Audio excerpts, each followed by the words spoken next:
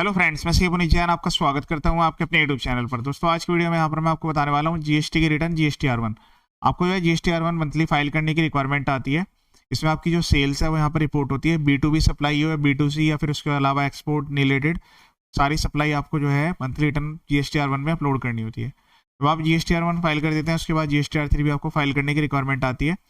तो जीएसटी के official website है www.gst.gov.in। अगर आपके काफ़ी ज़्यादा नंबर ऑफ बिल्स नहीं है सेल परचेज के, तो डायरेक्टली आप यहाँ पर फाइल कर सकते हैं। वीडियो को पूरा एंड तक देखिएगा, शेयर कीजिएगा। तो पहले जीएसटी के ऑफिशियल वेबसाइट पर आपको लॉगिन करना है यूजर नेम पासवर्ड के द्वारा। तो जब आप फर्स्ट टाइम लॉगिन यहाँ पर क्रिएट कर लेते हैं, उसके बाद एक यूजर नेम पासवर्ड क्रिएट हो जाता है। अगर आप भूल गए तो फॉरगॉट का ऑप्शन आता है, उसके द्वारा फॉरगॉट भी कर सकते हैं। तो पहले मैं यहाँ पर यूजर नेम एंटर करूँगा, पासवर्ड कैप्चा कोड डालकर लॉगिन कर लूँगा। लॉगिन करने के बाद आपके सामने डैशबोर्ड कुछ इस टाइप से आएगा। अब यहाँ पर आपको रिटर्न डैशबोर्ड पर क्लिक करना है। जैसे आप क्लिक करेंगे तो यहाँ पर इस टाइप का ऑप्शन आएगा। अभी मैं यहाँ पर लेटेस्ट जुलाई के लिए फाइल कर रहा हूँ, सर्च पर क्लिक करेंगे। क्लिक करने के बाद यहाँ पर आपको दो ऑप्शन देखने के लिए मिलेंगे, एक तो R1 का और एक 3B का। उससे पहले एक 2B रिटर्न जो होती है 2B 2A, ये ऑटोमेटेड जनरेट होती है। जिस भी पर्सन से आपने परचेज किया, रजिस्टर्ड पर्सन से, वो अपने डिटेल्स को अपलोड करेंगे। तो यहाँ पर रेगुलर स्कीम में रजिस्ट्रेशन है, वो डिटेल्स यहाँ पर आपको दिखाई देंगी। ये मतलब जो 2B और 2A है, ये व्यू पर्पज के लिए है। यहाँ पर आपको उसको फाइल नहीं करना होता। फाइलिंग आपकी एक तो R1 की होगी, एक 3B की। इसकी जो लास्ट डेट है वो 11 तारीख है, इसकी 20 तारीख है। इसके बाद यहाँ पर 50 रुपीज़ पर डे के हिसाब से लेट फीस लगती है। नील रिटर्न के केस में 20 रुपये पर डे है।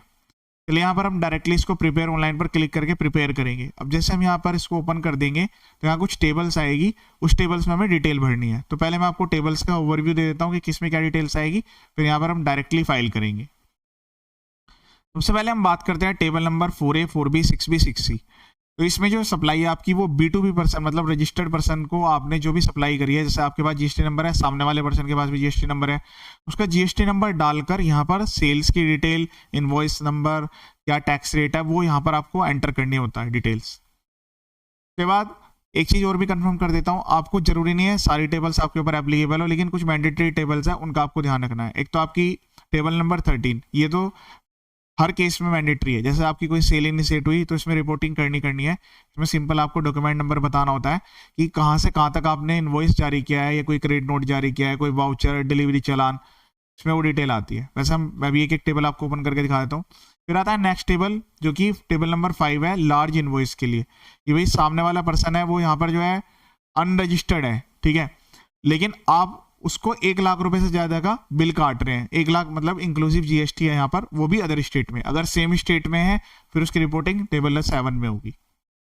देन उसके बाद आता है 6A। तो आप जब एक्सपोर्ट करते हैं, वो गुड्स का कर रहे हो या फिर सर्विस का कर रहे हो, दोनों केस में रिपोर्टिंग इस वाली टेबल में होगी। हाँ, इसमें एक ऑप्शन आता है कि भाई आप विद पेमेंट और विदाउट पेमेंट ऑफ टैक्स भी यहाँ पर अपनी जीएसटी को इनिशिएट कर सकते हैं एक्सपोर्ट के केस में। तो आपने अगर एलयूटी फाइल कर दिया, एलयूटी फाइलिंग के लिए सेपरेट वीडियो मैंने अपलोड किया हुआ है, अगर वो आपने फाइल कर दी तो उस केस में आप जो है बिना टैक्स पे भी एक्सपोर्ट कर सकते हैं, लेकिन उसकी रिपोर्टिंग यहाँ करनी होगी। और फिर टेबल नंबर 13 में भी रिपोर्टिंग होगी। उसके बाद नेक्स्ट टेबल आती है टेबल नंबर 7, B2C। B2C मतलब आप बिजनेस रजिस्टर्ड है, आपका जीएसटी नंबर आपने लिया हुआ है, सामने आप कस्टमर को सेल करते हैं जो अनरजिस्टर्ड पर्सन है, उनके पास जीएसटी नंबर नहीं है, तो उनकी जो सेल है, उनको जो भी आपने सेल करी है उसकी डिटेल इसमें एंटर होती है। लेकिन इसमें एक बेनिफिट है, इसमें कंसोलिडेट वैल्यू जाती है, मतलब एक एक पर्सन करके इनवॉइस नहीं डालना होता। उसके बाद नेक्स्ट टेबल है table 8A 8B 8C 8D। इसमें निल रेटेड, एग्जेम्प्टेड या फिर नॉन जीएसटी ऐसी सप्लाई जिस पर जीएसटी एप्लीकेबल नहीं है, निल रेटेड है या स्पेशली एग्जेम्प्टेड है, वो यहाँ पर एंटर होंगी। इसमें भी कंसोलिडेट डिटेल जाएगी, एक एक एंट्री नहीं करनी है। देन उसके बाद आता है क्रेडिट नोट, डेबिट नोट्स।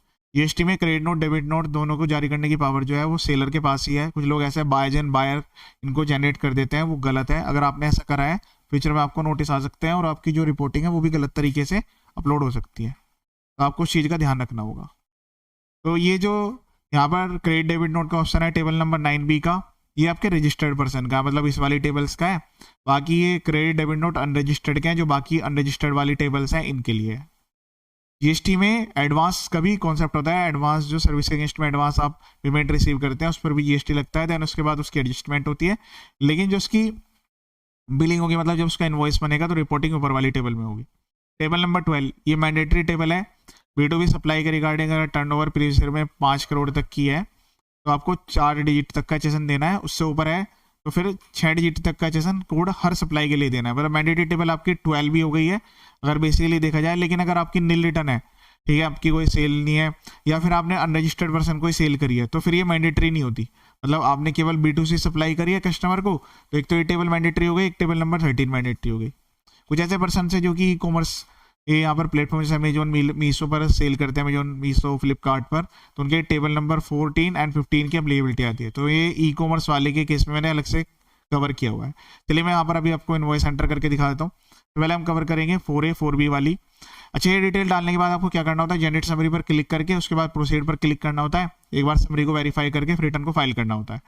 पहले इस वाली टेबल को समझते हैं। इसमें हम यहाँ पर ऐड रिकॉर्ड पर क्लिक करेंगे। अब उसके बाद ऐड रिकॉर्ड पर क्लिक करके यहाँ पर सामने वाले पर्सन का GST नंबर लिख देंगे। फिर उसका जो भी आपने इनवॉइस जारी किया है, तो आपको सेल बिल, यहाँ पर सेल बिल आप चाहें तो सॉफ्ट कॉपी में यानी कि अपने लैपटॉप या कंप्यूटर में मेंटेन कर सकते हैं, या अगर आप जो है बिल बुक प्रिंट करना चाहते हैं तो बिल बुक प्रिंट कर सकते हैं। उसमें इनवॉइस नंबर देखकर लिखना है, डेट लिखना है, टोटल वैल्यू। फॉर एग्जांपल आपने जो है 100 रुपये का सामान, उस पर 18% GST है, 118 का यहाँ पर सेल आउट किया, तो यहाँ पर आपको 118 लिखना है। ये POS तो यहाँ पर ऑटोमेटिकली आता है। मैं आपको डिटेल दिखा देता हूँ।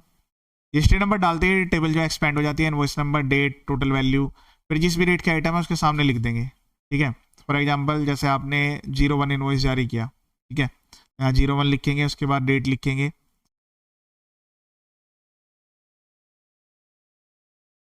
एंड उसके बाद यहाँ पर वैल्यू लिख देंगे। उसके बाद यहाँ पर जो भी रेट के आइटम है उसके सामने वैल्यू लिख देंगे।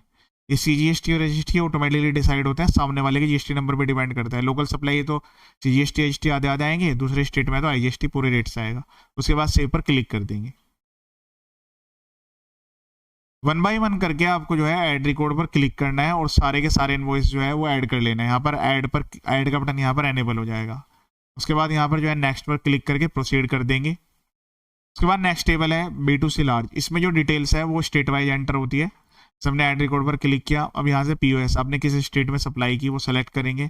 इनवॉइस का number, date, total value, rate के सामने। तो मतलब मल्टीपल रेट्स, मतलब एक ही सिंगल इनवॉइस में मल्टीपल रेट्स है, वो भी ये कवर करता है। तो ये तो बिल्कुल सिंपल आसान टेबल है। इसमें मेन टेबल जो आपकी थी टफ टेबल, वो टेबल नंबर 4 थी। बात करते हैं टेबल नंबर 6 की। टेबल नंबर 6 में जो डिटेल्स है वो यहाँ पर भी आसानी से अपलोड होती है, लेकिन एक एक इनवॉइस वाइज जाती है, क्योंकि इसमें इनवॉइस नंबर डलता है, डेट डलेगी, टोटल वैल्यू डलेगी। अच्छा, टोटल वैल्यू इसमें दो तरीके से डल दी। जहाँ पर आप विद पेमेंट ऑफ टैक्स करेंगे तो वहाँ पर तो जैसे 100 + 18 118, लेकिन अगर विदाउट पेमेंट ऑफ टैक्स कर रहे हैं तो फिर यहाँ पर 100 एंटर होगा। बाकी जिस भी रेट के आपके आइटम है उसके सामने वैल्यू लिख देंगे। उसके बाद सेव पर क्लिक करते जाना है। एक एक टेबल यहाँ पर हम आराम से फाइल करेंगे। बात करते हैं टेबल नंबर जो 7 है उसकी, B2C अदर्स। इस पर क्लिक करेंगे, यहाँ पर ऐड रिकॉर्ड पर क्लिक करेंगे। अब इसमें जो डिटेल्स है वो तो POS वाइज सेलेक्ट होती है। जैसे सपोज करें कि यहाँ पर सामान बेचा गया है पर्टिकुलर स्टेट में, ठीक है। अब इसमें हमें रेट सेलेक्ट कर लेना है, सिर्फ 5% वाले आइटम है। उसके बाद सेव पर क्लिक कर देंगे। अगर इसी स्टेट में सेम में कोई और आइटम बेची गई है, जैसे फॉर एग्जाम्पल इसी में ही दूसरे रेट वाली आइटम है, तो फिर उसका यहाँ पर आपको दोबारा से ऐड करना पड़ेगा। मतलब एक महीने में जो भी आपकी टोटल सेल है वो यहाँ पर आपको रेट वाइज और स्टेट वाइज करनी है। तो हर एक स्टेट के ऐसे कंसोलिडेट वैल्यू निकाल लीजिएगा, मतलब सारे इनवॉइस जोड़ के उस महीने के, और यहाँ पर पूरी लिस्ट आती जाएगी। ऐड रिकॉर्ड पर क्लिक करके यहाँ पर डिटेल्स एंटर करनी है। अब बात करेंगे टेबल 8A 8B 8C की।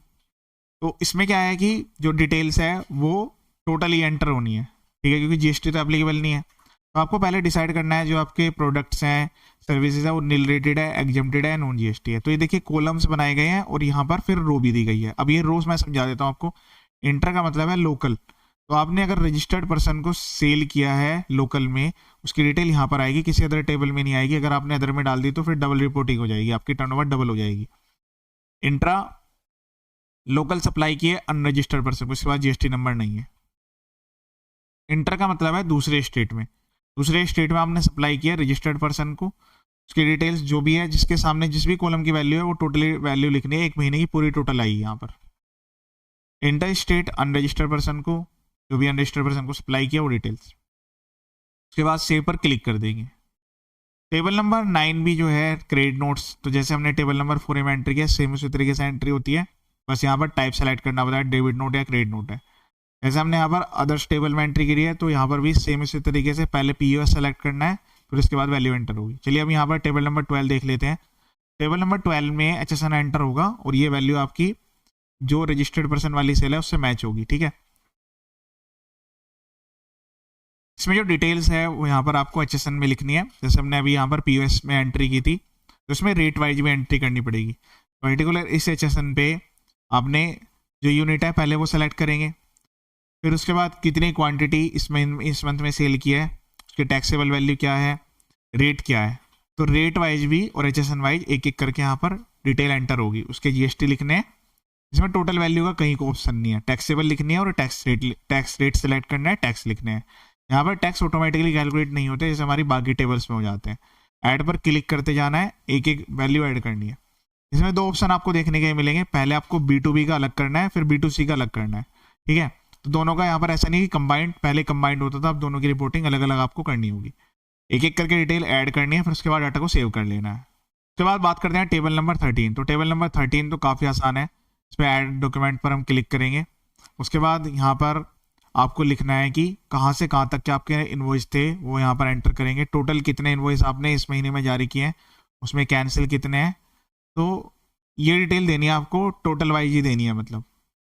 तो इसमें ये आउटवर्ड सप्लाई मतलब जो आपकी सेल की वैल्यू के रिगार्डिंग है, इनवर्ड सप्लाई मतलब अनरजिस्टर्ड पर्सन से जब आपके ऊपर RCM की एप्लीकेबिलिटी आएगी, तो वो मैंने अलग से सेपरेट वीडियो कवर किया हुआ है। फिर आपने इनवॉइस को रिवाइज किया है, debit note, credit notes, payment receipt voucher, refund voucher. तो अगर कोई डॉक्यूमेंट है तो उसको ऐड करना है, नहीं है तो ब्लैंक छोड़ देना है, सेव पर क्लिक कर देना है। उसके बाद प्रोसीड टू फाइल समरी का बटन एनेबल होगा। यहाँ पर इस टाइप की डिटेल्स आएगी, तो सारे इनवॉइस ऐड कर लेंगे। जैसे इसमें 8 इनवॉइस ऐड किए गए हैं B2B सप्लाई के रिगार्डिंग, वो यहाँ पर आपको देखने के लिए मिलेंगे। पूरी डिटेल्स को एक बार वेरीफाई कर लेंगे, पेज को स्क्रॉल कर लेना है। जो भी B2B सप्लाई है, B2C सप्लाई, वो सारी यहाँ पर देखने के लिए मिलेगी। जो हमने यहाँ पर टेबल नंबर 12, 13 भरी है वो भी यहाँ पर आपको देखने के लिए मिलेगी। इस तरीके से यहाँ पर आ रहा होगा। फिर उसके बाद हम क्लिक करेंगे फाइल स्टेटमेंट पर। फाइल स्टेटमेंट पर क्लिक करके नेक्स्ट पेज पर आप आ जाएंगे। अब यहाँ पर आपको इस वाले ऑप्शन को टिक करना है, यहाँ से ऑथराइज पर्सन सेलेक्ट कर लेना है, फाइल विद EBC पर क्लिक कर देना है। जो registered email ID mobile number है उस पर OTP जाएगा। जैसा आप यहाँ पर जो OTP है वो एंटर कर देंगे तो तुरंत यहाँ पर जो आपकी रिटर्न है वो फाइल हो जाएगी। फाइल होने के बाद इस टाइप का मैसेज आएगा कि आपकी जो रिटर्न है सक्सेसफुली सबमिट हो चुकी है। तो मैंने कंप्लीट प्रोसेस आपको बता दिया है। इसके अलावा मेरे यूट्यूब चैनल पर काफ़ी सारे वीडियोज अवेलेबल है GST और इनकम टैक्स के। टाइम टू टाइम मैं काफ़ी सारे वीडियोज और भी अपलोड करता रहता हूँ। चैनल का पर्पज फुली एजुकेशनल है। वीडियोज को देखिए और शेयर जरूर करें ताकि सभी को उसका बेनिफिट मिले। ये वीडियो देखने के लिए थैंक यू सो मच।